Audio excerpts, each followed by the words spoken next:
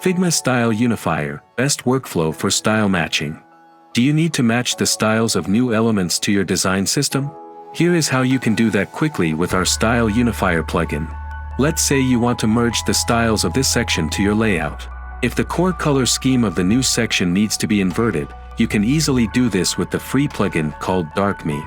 Either click DarkMe or apply full inversion, depending if you want to switch to a dark or a light theme. Once this is set, select the new element. Best way to do that is by placing it into a frame and selecting it. Then open our plugin panel and make sure you set the scope to current frame. Now start by selecting the first font parameter, font size. Hover over the value rows to check which elements in your new section get highlighted. Then unify them to the most corresponding font style of your design system.